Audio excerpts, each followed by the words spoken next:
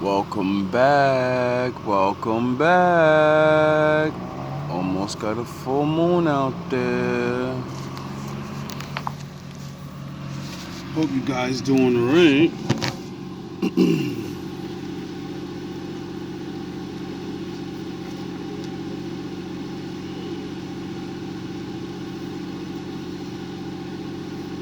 All that good shit.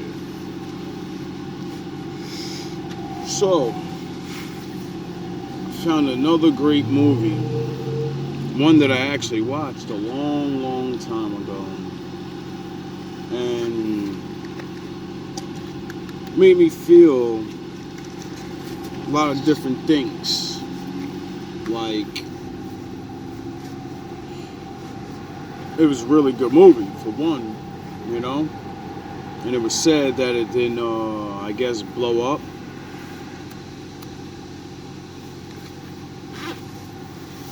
The way other movies do. Seems like a lot of the best movies never blow up anymore. I don't know why. I don't get it. But it was a really good movie. So, what I realized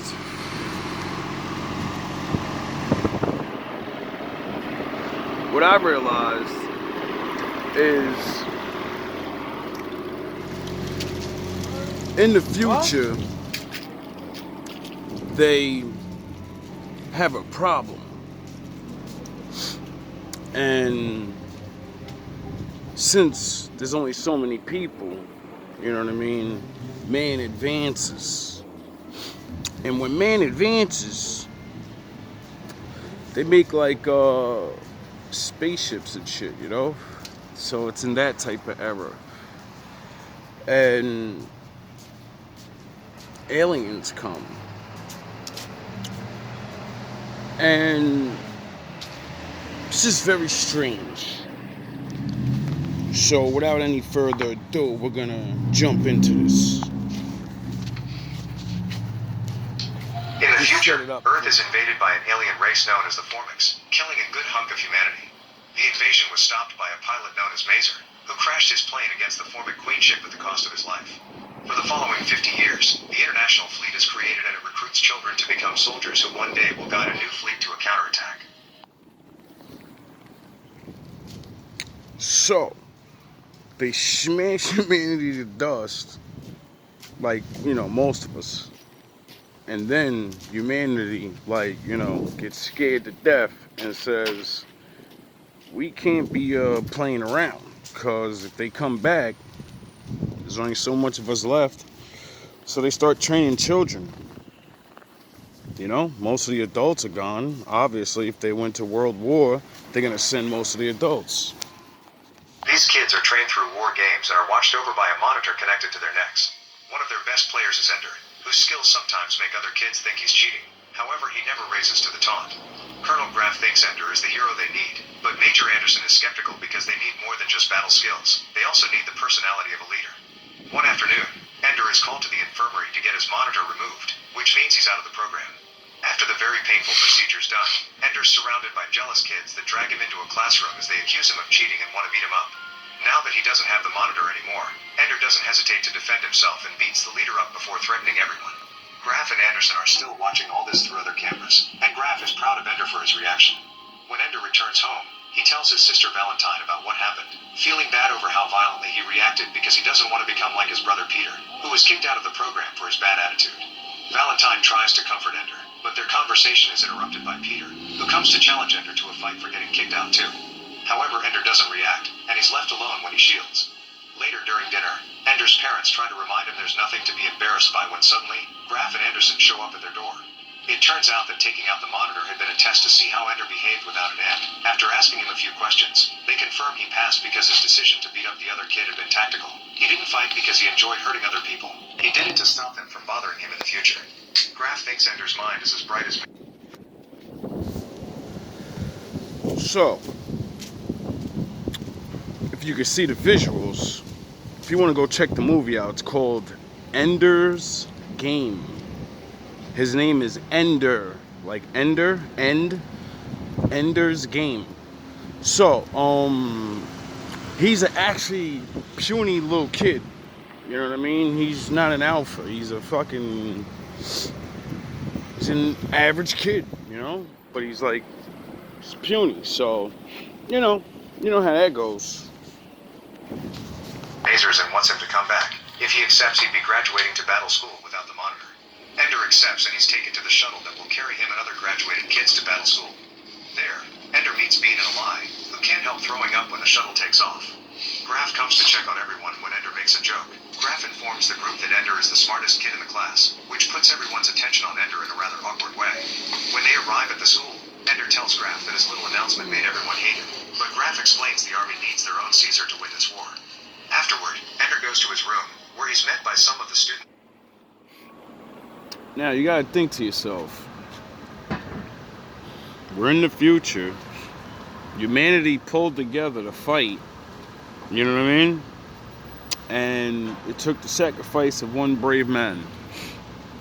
And then it's so bad of the loss, even though you have a victory, that you have to send your kids in space to train up to fight against these things, you know?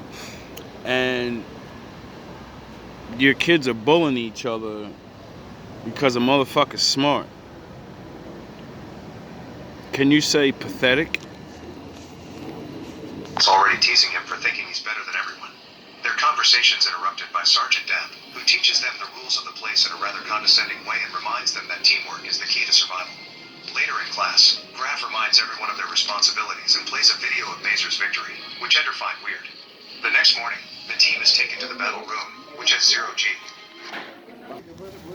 Graf makes Ender go first to demonstrate, and the rest of the kids quickly follow him, slowly getting used to the lack of direction. Ender and Ben get together and decide to try out their weapons, discovering that the shots freeze any body part they touch. After some minutes of practicing, Graf calls everyone back and explains this is the room where they'll be competing against other school teams. Then Dapp explains the rules of the game. They get 1 point for a hit to a limb and 6 for a torso hit, but if either side gets 1 cadet through their enemy's gate unharmed, that army will win regardless of points. For the following 3 months, Ender spends his days training in the school and writing emails to Valentine, although he never gets a reply. The training includes studying formic flight patterns and hand-in-hand combat, which keeps them aggressive and makes Ender feel like Peter. Ender's still not sure anyone truly understands their enemy, especially because nobody tells them properly what Mazer did to defeat the entire fleet last time.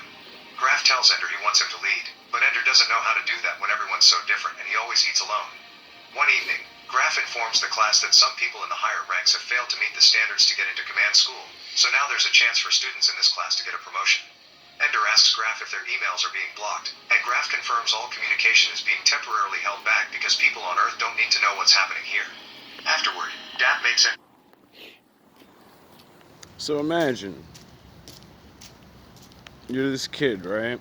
And basically everybody's fucking with you, and you're writing to your family, and you figure out that, what's up, man? You figure out that they're not allowing the emails to go through. And it's because you're in training, you know what I mean? You're in boot camp type shit. They ain't got time for you to be talking about things, about the mission or whatever, or the training, you know? I doubt they're doing ethical training. One, people barely can get their shit together on Earth. If you're in deep space, you know. And then, you know what I mean? They don't know what the enemy's capable of. But at the same time, that kind of sucks because, you know, you want to speak to your family, your children. Do push-ups while insulting him, reminding him not to speak unless spoken to. After Dapp leaves, Ender is surprised to see the other kids now look at him with respect. The next day, a teacher informs them there are only 3 passing scores on the deep space navigation test: Eli, Bean, and Ender, causing Bernard to accuse them of cheating. The teacher wants to go over some exercises and asks Ender to demonstrate, but Ender says Eli and Ben understand the concept better, and the teacher calls for Eli instead. While Eli explains his answers, Bernard writes insults about Eli's weak stomach that appear on everyone's screens, so Ender writes something about Bernard and sends it back, making him mad. The teacher hears him complain, and when she sees what's happening, she tells Bernard not to dish it out if he can't take it. Later during lunch, the class comes to sit with Ender, leaving Bernard behind. In the evening, Ender finds a game on his tablet and tries it out while Eli watches him. In the game, Ender plays as a rat that must choose between two goblins, but no matter what Ender chooses, the rat dies. He then decides to make the rat attack the troll handing out the goblins, which allows him to pass the level. Eli doesn't understand why, and Ender explains the academy is training them to be violent. This game is being watched by Graf and Anderson because it's another test, and Anderson is surprised by Ender's solution because it's never happened before. It also confirms Graf's belief that Ender is the perfect soldier, thus Ender instantly gets promoted to the Salamander Army, which is known for being undefeated. When Ender finds his new quarters, he meets Petra, the only girl in the Salamanders, and the leader Bonzo, who is angry to see Ender as his new team member because he thinks he's skinny and useless. Bonzo informs Ender he'll trade him as soon as he can, and for... Now imagine that. You're the only one that passed this one test out of everybody, period, that ever took the test. They couldn't figure it out. You get it? So, wouldn't that make you, worthy? Now, he doesn't want him getting in the way. During matches, Bonzo wants Ender to enter the battle room and stay in a corner without doing anything until the team is ready to move through the gate. Afterward, Petra informs Ender that the battle room is open for practice 24/7, so she can help him with the training if he wants. Ender accepts and the two of them end up in the battle room, where Petra shows Ender a few tricks to be a better shooter. When Bonzo sees them return to the room together, he gets furious and tells Ender that he isn't allowed to practice at all. Ender asks him to speak in private and explains he'll respect every order Bonzo gives him during training, but he won't allow for his free time to get controlled by him too. Besides, if Bonzo wants to trade him, it'll happen faster if Ender shows growth. Ender offers a simple deal. Bonzo can pretend he won this argument, and the next day he can tell anyone he changed his mind. That way he keeps his respect as a leader and Ender still gets his free time. Bonzo insults Ender for being impertinent, but the next morning, he does exactly as Ender said. Sometime later, the first match begins, and at first Ender stays in his corner like Bonzo asked. However, their team begins to lose, so Ender jumps in to help Petra and make a plan together. Petra pushes Ender while he pretends to be frozen. This allows him to steal two guns and start a one-man attack that takes the enemy by surprise and gets the victory for the Salamanders. Graf is watching all this and is delighted to see Ender shine. During lunch, the other Salamanders call Bonzo out for holding Ender back, humiliating him. Later, while Ender and Petra are practicing hand-to-hand combat, Bonzo interrupts them to punch Ender, threatening to kill him if he ever makes him look like a fool again. When it's time to go to bed, Ender... Imagine, you're training as children to save the fate of the world, hopefully one day, We don't know what's going on yet. But you're in training and you got a fucking douchebag that tells you you're nothing and your smarts mean nothing. And then you win the game for his team. He's still the leader and everything. And then he wants to tell you, stop making us win. Imagine that. Do worse. So if we really go to war, we ain't at our top. So I could look good. Picks up the game on his tablet again, and the rat finds a bug-like creature that wants him to do something he can't understand. Then the creature transforms into Valentine, who suddenly has to run away when the area finds itself under attack. The rat follows Valentine into a fallen building, and after transforming into Ender, he finds a weird sphere with Valentine inside in the middle of the room. Then the carpet becomes a monster and attacks Ender's avatar, causing Peter to appear in the sphere and call Ender a killer. Terrified, Ender immediately closes the game. Meanwhile, Graf is furious with Anderson because he thinks her game is pushing Ender's psychological state to the edge. Anderson explains she doesn't understand how these images got into the game and that she can't modify them, so Graf makes her delete the game entirely. Afterward, Graf decides to accelerate some promotions in the program to be ready in time. He calls Ender to his office and asks him if he'd like to command his own team, the Dragon Army, which was a name that got discontinued 4 years ago because they couldn't win. Graf thinks Ender can have his own team of freaks like him, and Ender accepts. After Dap shows Ender his new quarters and finally treats him with respect, Ender meets his new team, which includes Eli, Bean, and Bernard. Ender surprises everyone by asking for mutual respect and to be told of any ideas they may have because teamwork is the most important. From then on... Imagine that. Now he gets his own team of fucking freaks like him. Ender pushes his team to work hard, making something even out of Bernard, and they soon reach third place in the team ranking. Anderson reminds Graf their higher-ups are impatient and want a decision on which team will advance any day now, but Graf hates that the Dragons haven't reached first place yet. To fix this, Graf proposes something that has never been done before, a battle with 3 teams, including the 3 first places, Dragons, Salamanders, and Leopards. The team receives the news out of nowhere, and in their hurry to get ready, one of the guys hurts his ankle.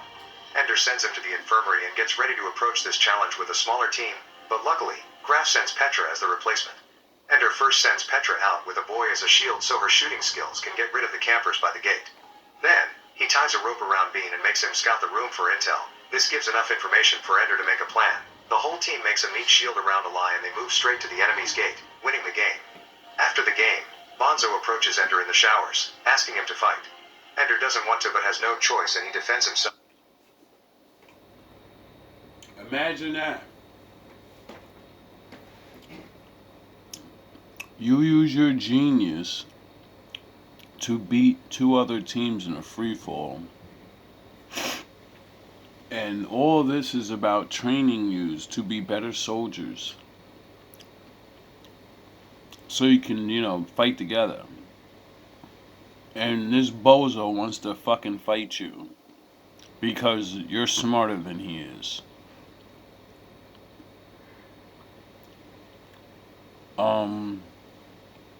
I would want the person who's gonna get the job done to be in charge. Accidentally pushing Bonzo too hard and making him hit his head on the floor. An unresponsive Bonzo is immediately taken to the infirmary for surgery, and Anderson and Petra try to comfort Ender, but Graf interrupts them to talk to Ender alone. He swears Bonzo is going to live, but Ender doesn't believe him, so Graf admits Bonzo will be sent back to Earth for recovery. Ender wants to go with him and see his sister, but since Graf refuses to give him time off, Ender... Imagine that. You are tougher, you're stronger, and in combat you could win. But he uses his smarts to push you, and you're stupid enough to fight in the shower, because you're a fucking Neanderthal. And then because of that, you break the back of your spine, and now you're going home, because you are too stupid to fight somebody on dry land, where you have the advantage. Quits. Afterward, Anderson calls Graf out for not seeing their students like the children they are, but Graf reminds him he needs to see them as soldiers if they want humanity to survive. Sometime later on Earth, Valentine arrives at her home to find Graf there, asking her for a favor. Valentine knows Graf wants to use her to make Ender rejoin the army, and Graf simply replies he wants Ender to save lives. Then Graf takes Valentine to see Ender, who takes her on a boat ride so they can speak in private. Ender explains how bad he feels for having to destroy lives because to understand an enemy, he needs to love them. Valentine reminds him that hurting Bonzo was self-defense and explains that she refuses to convince him to rejoin like Graf wants her to, but she does think Ender is here because he's afraid. She points out he can't hide here forever and that if he doesn't try, everything will be lost. Ender accepts to go back to the army, but only if Graf doesn't block his emails anymore. Instead of going back to battle school, Ender is taken to the command base near the Formic home planet, where he has earned the right to train for the final test. If all goes well, Ender will get to command the entire invasion fleet. This base is on a planet that used to belong to the Formics until the humans drove them away almost 3 decades ago. Ender doesn't understand why they need to keep attacking the Formics if they're contained in their own planet, and Graf explains it's in order to stop them from attacking again in the future, the same reason why Ender had beat up those students months ago.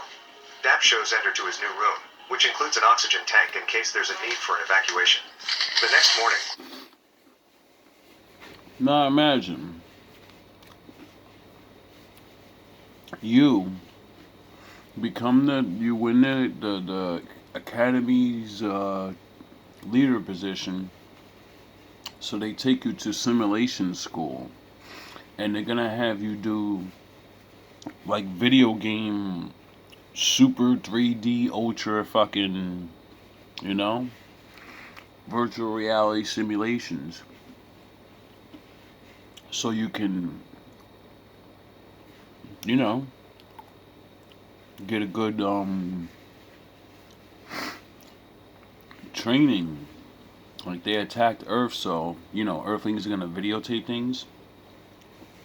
And then since we make video games and all these explored worlds that are fake, but they're real because we made them in a game.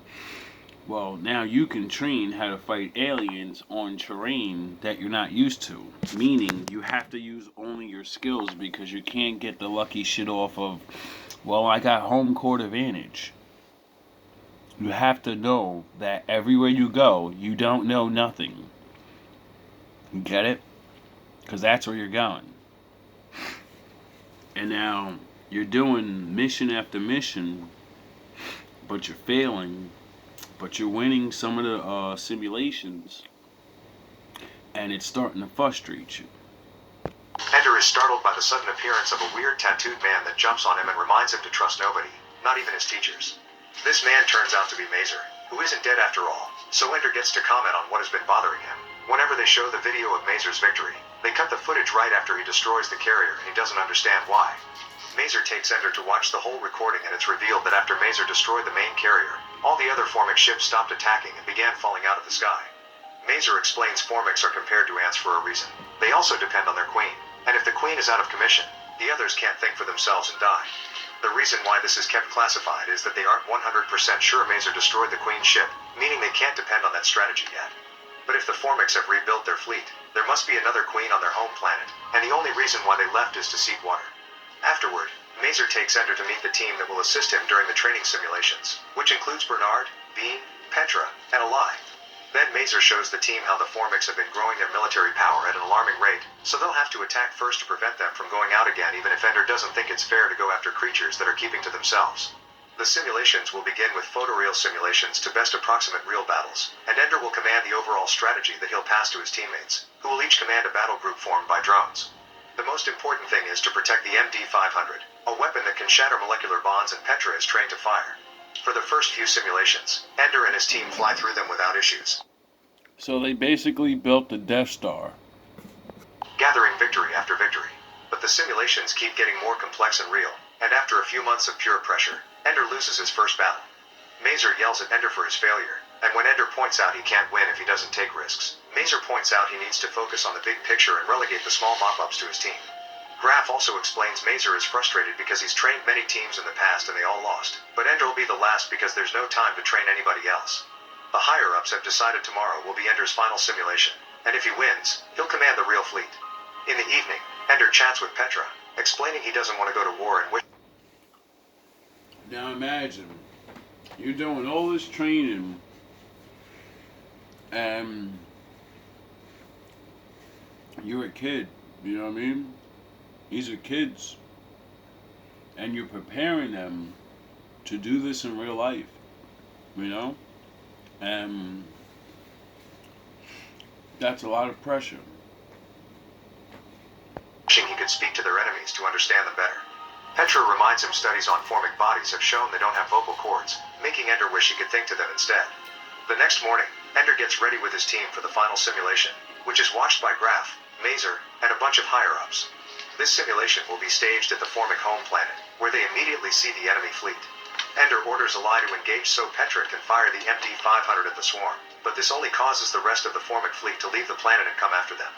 Since the MD-500 needs time to recharge, Ender copies the strategy he used in the battle room and surrounds their main weapon with the other smaller ships as a shield. Then he makes Petra fly the MD-500 toward the planet, and since the shield begins burning when they enter the... Imagine that. He comes up with a plan because he did this in the simulation when he was training with the other kid soldiers. And his plan was, all of my team is, because all they had to do is get one soldier to the other enemy's side and you automatically win. Or you know, shoot people with your little laser guns and you get points. So instead of trying to go to get points because he has a team of freaks, you know, the people that are not good at shooting at, they all have different, you know, they have different shit. So what he did was said, you're a body, and I'm gonna use my brain and I'm gonna cheat everybody because they're fucking stupid. So everybody get in a circle and we're all gonna hug on this one person and we're gonna be a human shield.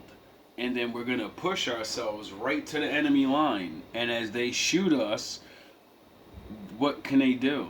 We're in a barrier, so you're just shooting us, and what? I'm dead, but I'm out the game, but I'm still holding on to all the other dead people that are a human shield protecting the one person in the middle. So yeah, you eliminate my entire team, but the one person makes it and we win. So he uses that strategy because they have a, you know, big ass spaceship and a bunch of smaller ones, and he realizes like the simulation is the home planet, so he's like, this is for all the marbles, you know. And the enemy has so many other ships that they're not going to be able to just have an all-out war. So what he does is the plan and has all the ships. There's like two, or I think maybe 3 to 4 big warships and a bunch of little mini ships around them protecting them. He orders all of the mini ships to protect one ship.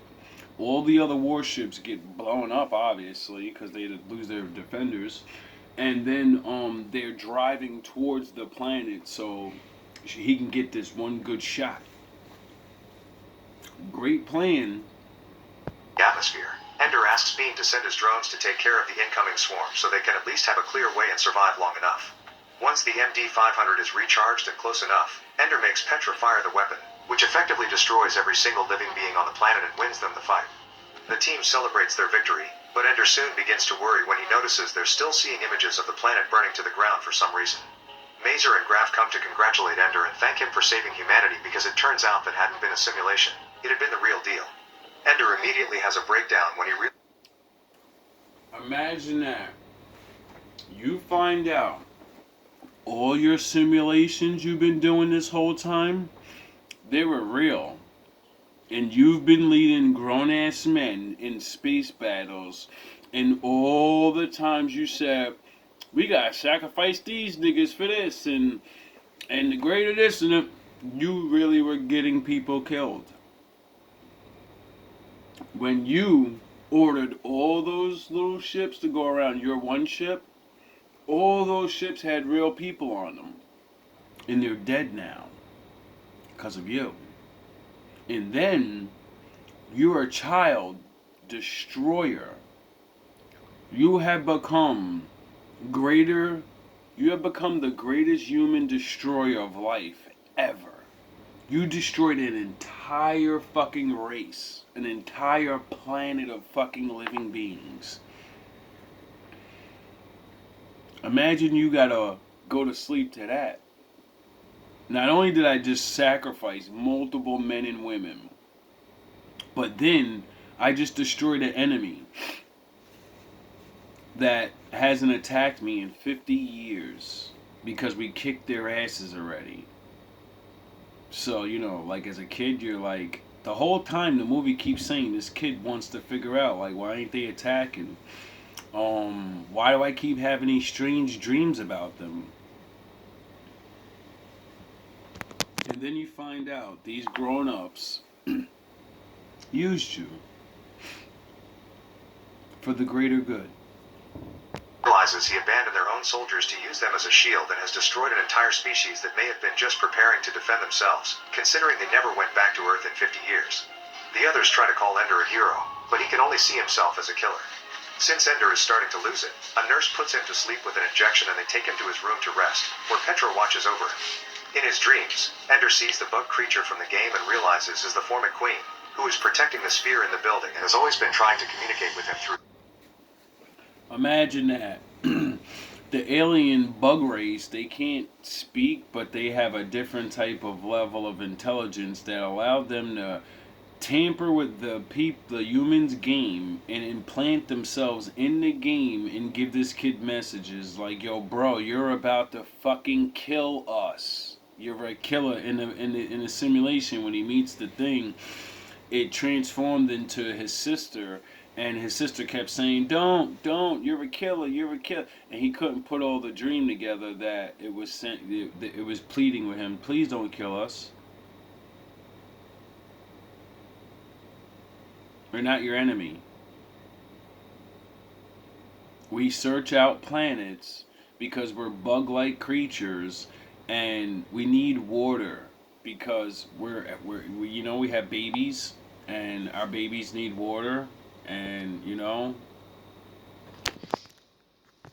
In the future, can you kicked our asses, and we left and never came back because we're gonna go look for water somewhere else. You know, like bugs, they want food, so they come in your house because you're a nasty fucker that has food everywhere. If you cleaned up after yourself, they wouldn't come in your house. And then you find one and you squash it, and then you say, from now on to the day I die, I'm gonna kill every fucking bug I ever see. I'm gonna become a world destroyer.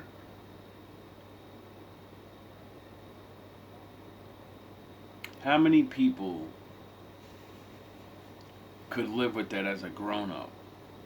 Knowing you're a destroyer of a world.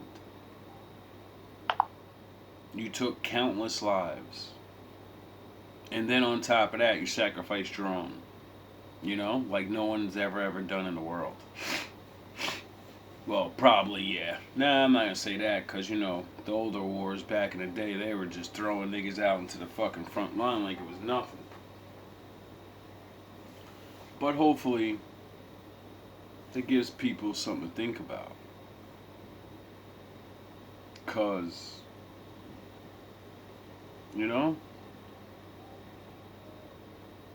people are building robots and things. And kids are really spending a lot of time on these video games. All love, all praise to the Most High.